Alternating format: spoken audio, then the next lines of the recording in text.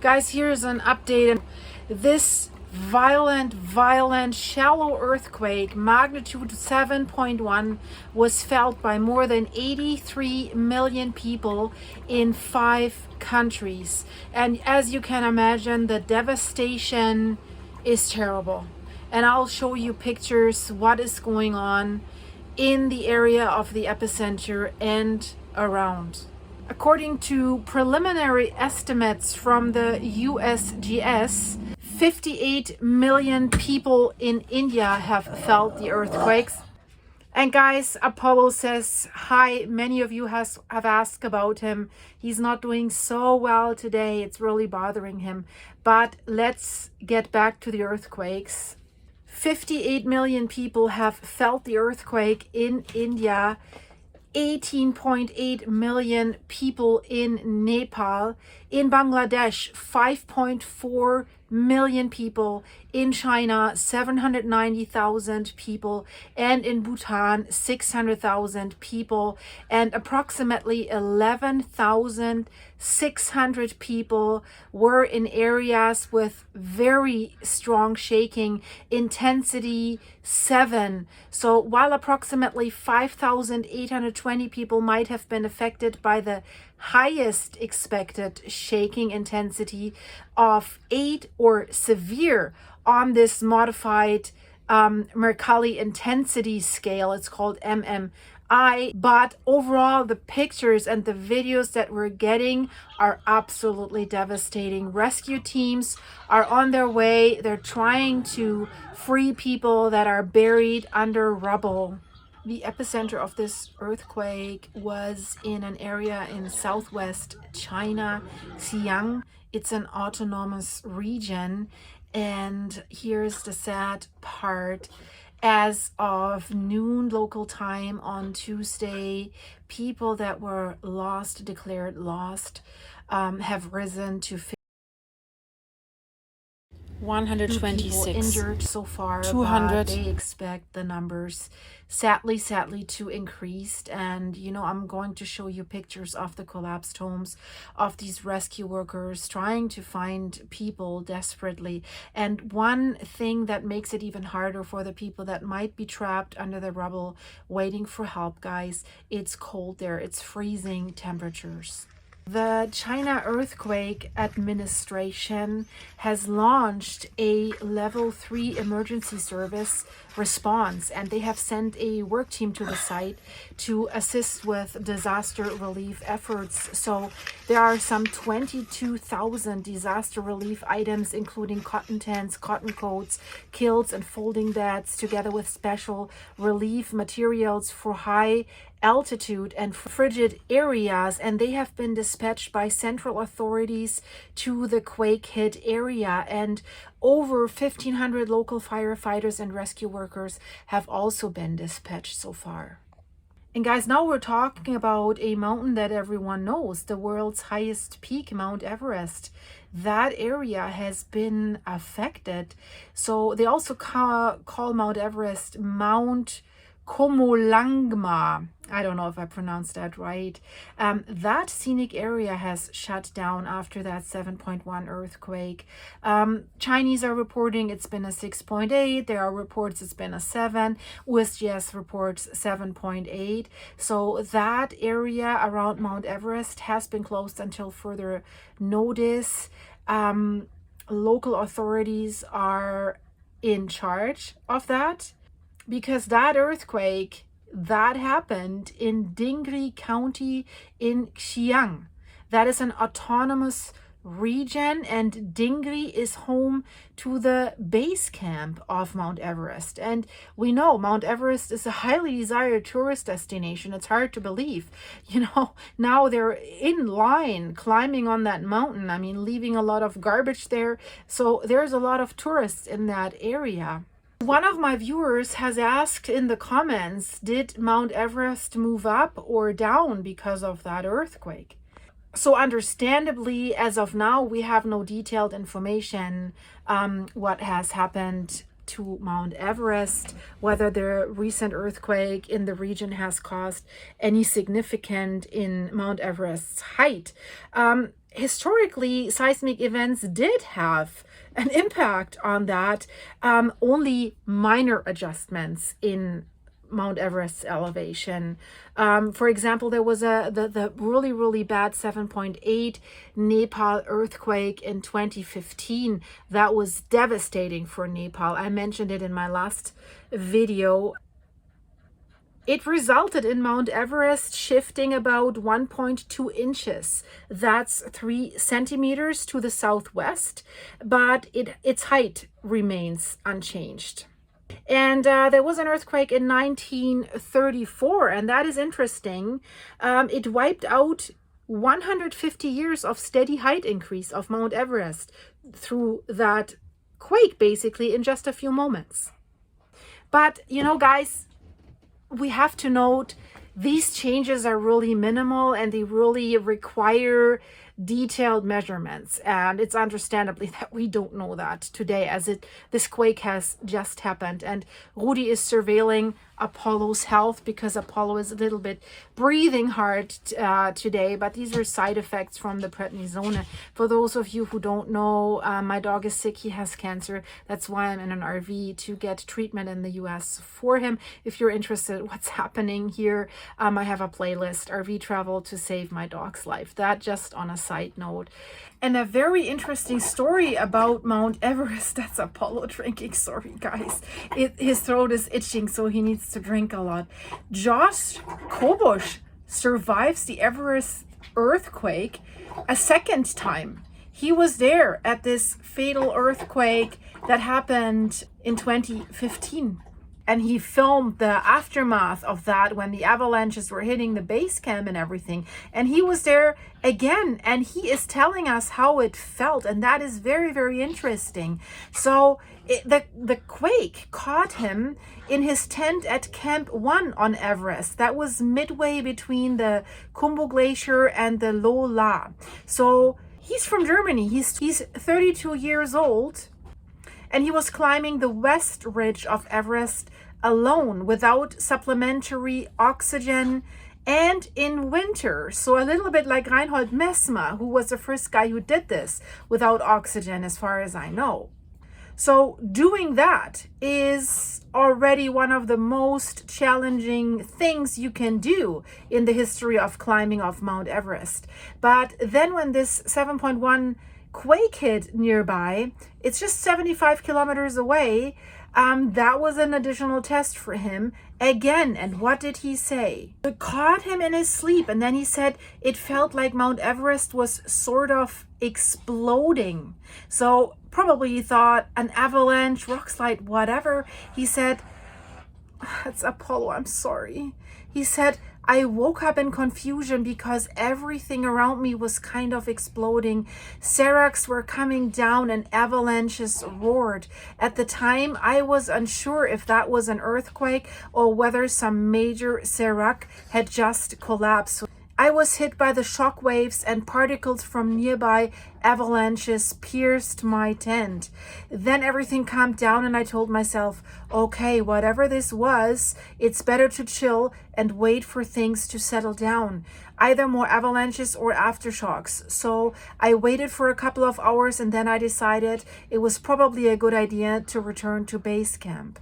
So once he made that decision, he descended as fast as he could, and he said he felt many aftershocks on his way down to this advanced base camp on the Khumbu Glacier. So experiencing an earthquake on Mount Everest twice, some say that's bad luck, but Kobush basically said he was very lucky he was unharmed twice, right?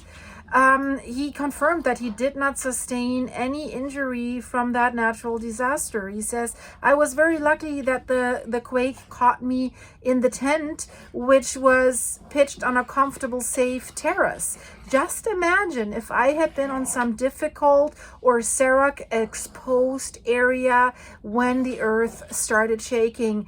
He could have had a bad fall. He could have been over for him, right?"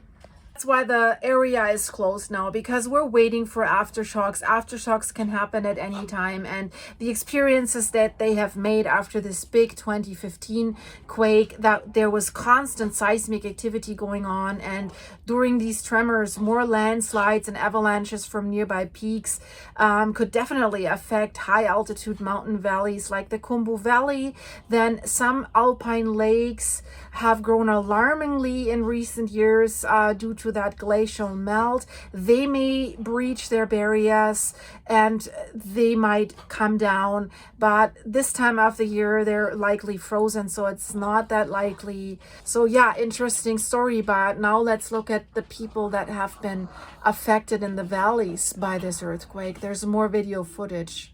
And let's continue with this sad event that has happened today. It can catch many of us. Many of us live in earthquake-prone zones, unfortunately. And with the snip of a finger, our lives can change drastically.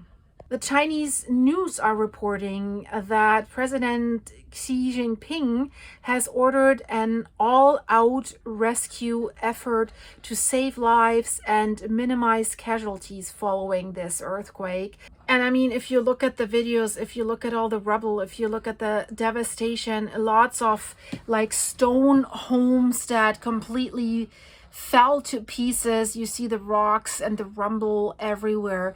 You can only imagine, if we get a broader picture within the next hours or tomorrow, what the damage really is and what the toll of this really is. Shortly after noon today, 1 p.m., the Xizang Military Command has released that the General Hospital affiliated to the command dispatched 50 medical personnel to the earthquake-stricken area in Shigatse. So by 1:15 p.m., that's what they're saying, the second batch of rescue forces, military subcommand totaling over 680 personnel, has been deployed to 3 directions. So to the Mount Everest base camp, to Lhasa Sakaya to assist in the rescue efforts in nearby towns and villages, and they're working tirelessly to protect people's life and property. Military planes are on their way as well to assist in the rescue efforts. And here's a video that the Chinese media have released. I mean, it looks a little bit, you know, the usual Chinese, a little bit propaganda, how they're marching there to the rescue efforts. But hey, they're going to the rescue, right? So it's okay if they probably want to show that they're ready and that they're here to help, which is okay, right? They're helping. So take it with a grain of salt. It's of course prepared a little bit for our eyes, but I hope, let's hope and pray that they can get many people out as possible. And terrible footage, like car buried with rubble, walls falling down. So I'm just showing you a few videos while we talk about this. So it's just, yeah, it's just mind-blowing. These poor people. And guys, let's not forget all these aftershocks in the higher 4 ranges, and also 2 that I have seen so far in the 5 ranges that are still happening, and adding to further damage to the buildings or bringing new structures down to collapse or infrastructure. And of course, it's dangerous for the ones that are buried under rubble already. If it starts shaking again, this could really get their situation into a more critical stage. And Shanghai Daily shows some aerial views capturing the current situation after the earthquake, and it's like flattened out buildings and infrastructure. But good thing is that help seems to be there already. It might be hard to recognize here, but because the ground is gray and sandish, but many buildings have collapsed and really collapsed to the ground. You only see like the foundation is left, and we also see some pictures here of like landslides and rocks collapsing. So it's really bad. The videos and the pictures are slowly coming in, but I think you have a pretty good feeling now what really happened there and how bad it is. It is an elevated region in the mountains, so that doesn't make rescue efforts easier. And here you see a supermarket.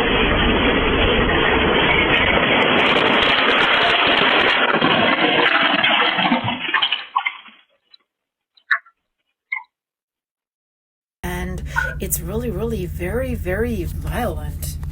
And it also comes with that sound again, that roar. We've heard it from Campi Flegrei. It sounds like a missile's coming in.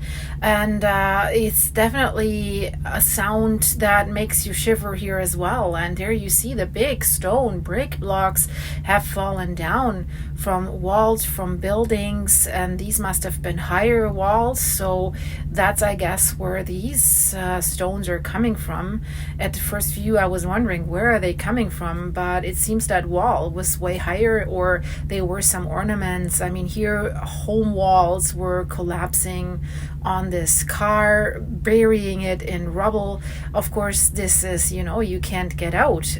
Roads are covered with this, cars are covered with this. So it's not really easy, and we see here some rescue efforts that during night, it was going on all during the night, trying to find people that were buried in the rubble. They're using dogs to find people that might be still alive underneath all that debris, underneath the rocks, in the cold. It's very, very cold, so let's hope that these amazing dogs found more people. But there you can see the homes completely collapsed within themselves. So it's heavy rocks. It's not wood, but there's miracles. There's people coming out alive from this. But this is a big disaster, guys. So many people lost already. So we're just hoping that it won't be more.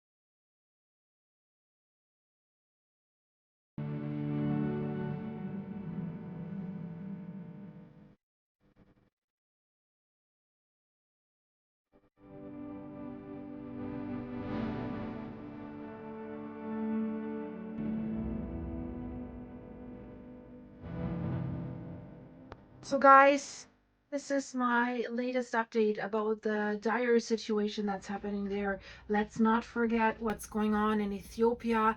We have to wait and see if this massive earthquake swarm there between the Fental and Dothan volcano is going to continue. So, check out my latest updates for that as well. And guys, yeah, thank you so much for watching. If you're new here, subscribe to my channel, and if you want to support the channel, and right now only his monstrous vet bills to do the radiation treatment, please go to my buymeacoffee.com/silky site, buy us a coffee or two there.